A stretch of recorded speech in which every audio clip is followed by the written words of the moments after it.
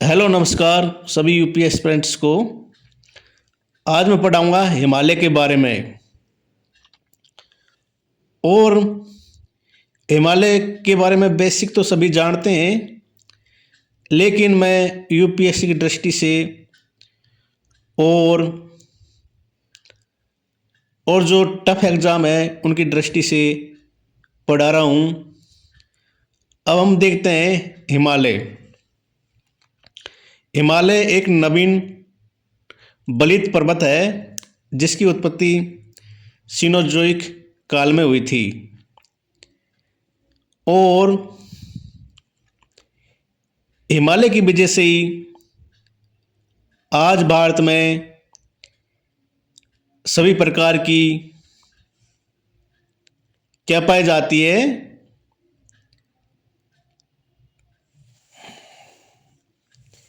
सभी प्रकार की ऋतुएं पाई जाती हैं, सभी प्रकार की जलवायु पाई जाती है, जैसे उष्ण, उपोष्ण, शीतोष्ण और हम ये भी बोल सकते हैं ध्रुवीय जलवायु पाई जाती है।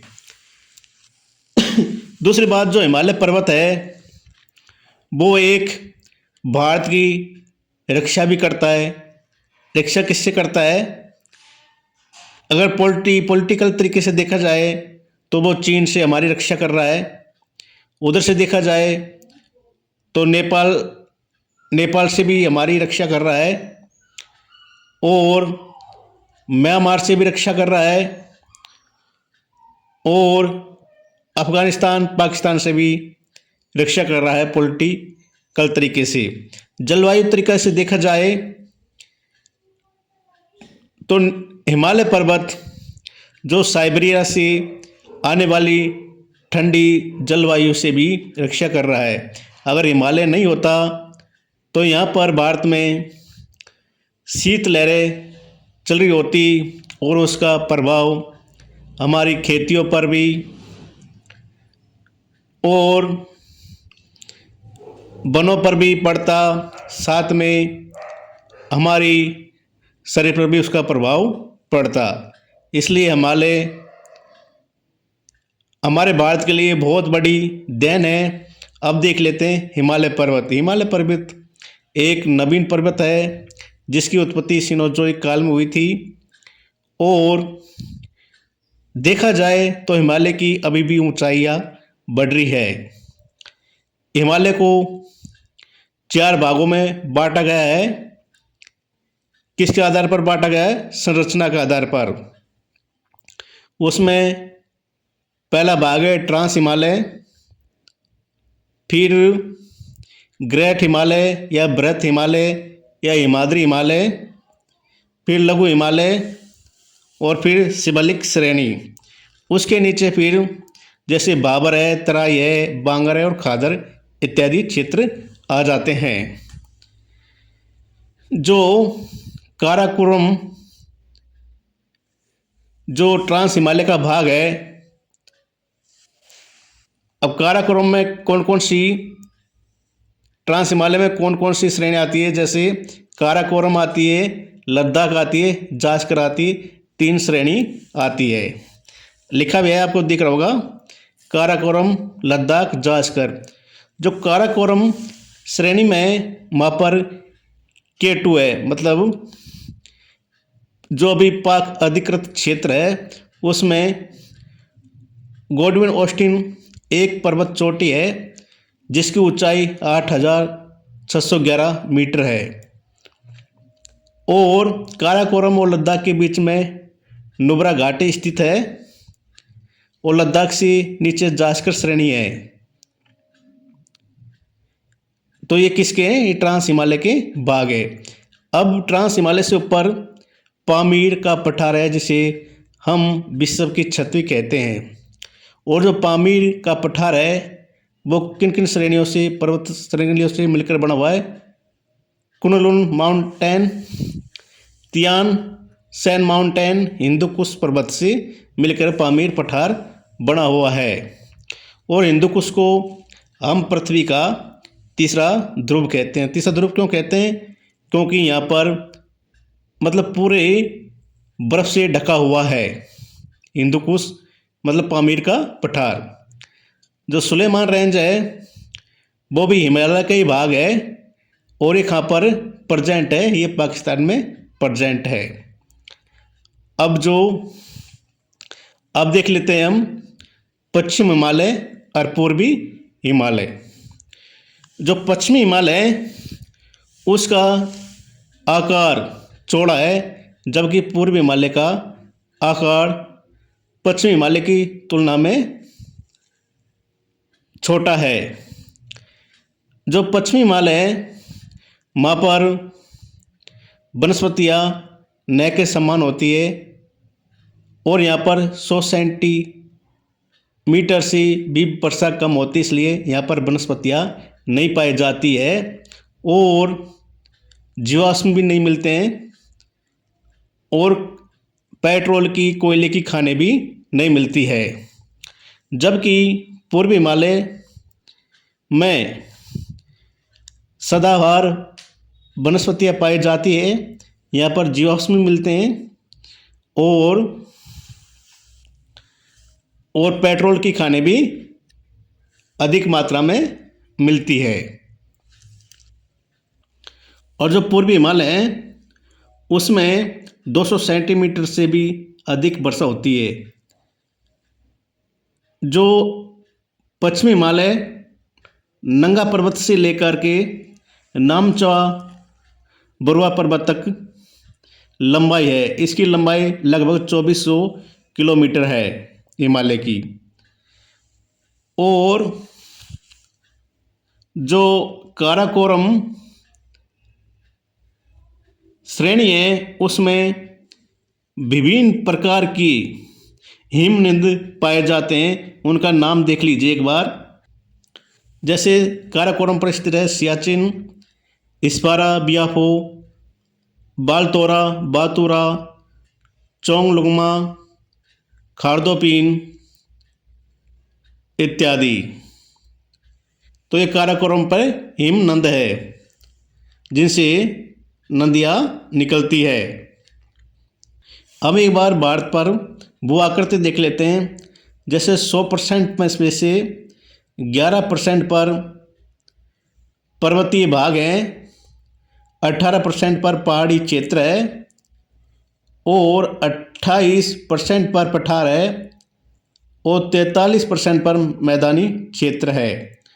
और जो भारत की भू आकृति प्रदेश का विभाजन किया गया है, जैसे उत्तर पर्वतीय मैदान, विशाल मैदान, थार मरुस्थल, मध्यवर्ती उच्चभूमि, प्राद्वीपीय पठार, तटीय मैदान और द्वीपीय समूह। मतलब भारत को भू संरचना के आधार पर कितने भागों में बांटा गया है? 7 भागों में। वैसे हर किताब में अलग अलग दे रखा है, किसी में 5 है, किसी में 4 है, लेकिन जो ये बेसिक नॉलेज है और अच्छा जो आपके लिए ठीक रहेगा, ये 7 भागों में बांटा गया है। उत्तर पर्वतीय मैदान, विशाल मैदान, थार मरुस्थल और मध्यवर्ती उच्च भूमि, प्रायद्वीप पठार, तटीय मैदान और द्वीपीय समूह। अब हमने ट्रांस हिमालय के बारे में देख लिया। अब हम देखेंगे ग्रेट हिमालय या बृहत हिमालय या हिमाद्री के बारे में। जो ग्रेट हिमालय है वो नंगा पर्वत से लेकर नामचा बरुआ पर्वत तक फैला हुआ है और जो इसकी ऊंचाई है लगभग 6000 मीटर है। इसे हम हिमाद्री भी कहते हैं। जो इसमें पश्चिम से लेकर पूर्व की ओर जो चोटियों का क्रम है, जैसे नंगा पर्वत, नंदा देवी के बाद में अन्नपूर्णा, फिर धौलागिरी, फिर मसालू, माउंट एवरेस्ट, मकालू के बाद में कंचनजंगा और नामचा बरुआ। एक बार हम क्रमबद्ध तरीके से याद कर लेते हैं। कभी कभी यूपीएससी क्वेश्चन बना देती है, जैसे इस साल गंगा पे बनाया था कि गंगा में मतलब पश्चिम से पूर्व की ओर मिलने वाली नदियों का क्रम क्या है। इसी प्रकार हिमालय पे पूछ सकता है। तो इसमें जैसे नंगा पर्वत, नंदा देवी, अन्नपूर्णा, धौलगिरी, मसालू, माउंट एवरेस्ट और मकालू, कंचनजंगा, नामचा, बरवा। ये उसके बाद में जो ग्रेट हिमालय और लघु हिमालय के बीच मैन सेंट्रल थ्रस्ट दोबारा ये आपस में इससे जुड़े होते हैं। जो लघु या मध्य हिमालय में 5 श्रेणियां पाई जाती है, जिसमें पीर पंजाल, धौलाधार, महाभारत और नागटिबा। जो माउंट एवरेस्ट है, जो हिमालय पर्वत है, वो अपने भारत की तरफ मतलब पठार की तरफ उत्तल आकार का है, मतलब उभरा हुआ है, जबकि नेपाल की तरफ दक्षिण की तरफ क्या है, अवतल आकार का, मतलब नीचे की ओर दबा हुआ। इसलिए और नेपाल की तरफ से चढ़ने में इतनी प्रॉब्लम नहीं होती जितनी प्रॉब्लम उत्तर भारत की ओर चढ़ने से होती है। और जो नेपाल में माउंट एवरेस्ट को सागरमाथा के नाम से भी जानते हैं। जो लघु हिमालय हैं, इसमें 5 श्रेणियाँ हैं। कौन कौन सी? पीर पंजाल, धौलाधार, जिसे हिमाचल हिमालय भी कहते हैं, फिर मसूरी, महाभारत, नागटिबा। नागटिबा और महाभारत दोनों कहाँ पर है? ये नेपाल में स्थित है। और जो पीर पंजाल है श्रेणी, उस पर ही बनिहाल दर्रा है और बनिहाल दर्रे पर ही ज्वार सुरंग है। और जम्मू और श्रीनगर के बीच में जो बनिहाल माउंटेन पास है, उसकी वजह से आना जाना होता है। अब इस पर जैसे कश्मीर, काठमांडू, कांगड़ा, कुल्लू घाटी भी लघु हिमालय पर स्थित है। जैसे पर्यटन स्थल है कौन कौन से? शिमला, मसूरी, नैनीताल, रानीखेत, दार्जिलिंग, ये भी लघु हिमालय पर स्थित है।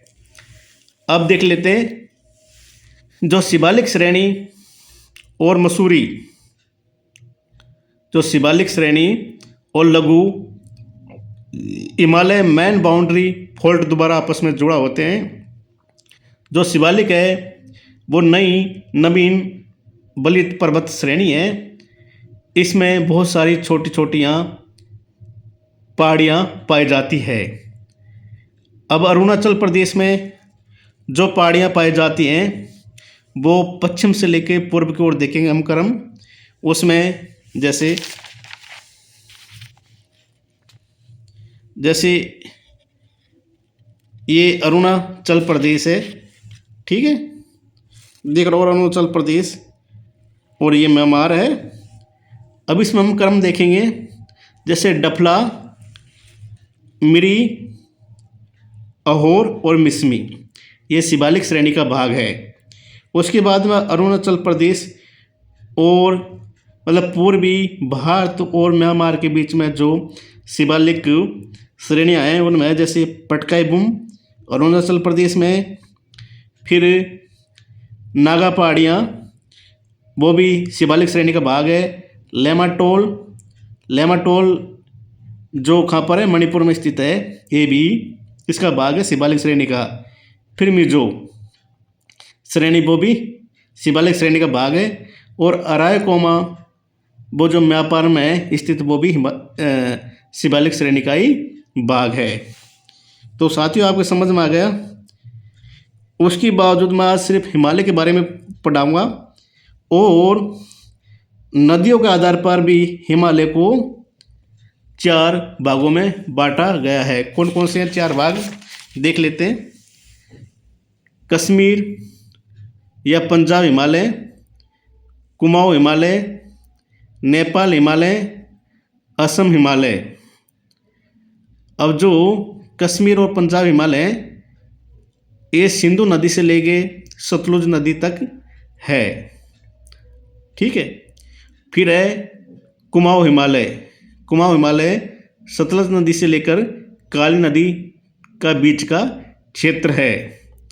फिर है नेपाल हिमालय, जो नेपाल हिमालय है वो काली नदी से लेकर तीस्ता नदी तक है। फिर है असम हिमालय। जो असम हिमालय है वो तीस्ता नदी से लेकर के दियांग नदी तक है। अगर इसमें से भी आपको क्रमबद्ध पूछ सकता है कि या वो पूछ सकता है कि पश्चिम से लेकर के पूर्व तक नदी के आधार पर क्रम लिखिए, या फिर लंबाई के आधार पर वो क्रम पूछ सकता है। तो सबसे बड़ा है नेपाल हिमालय, नंबर डाल देते हैं 1। फिर है असम हिमालय 2।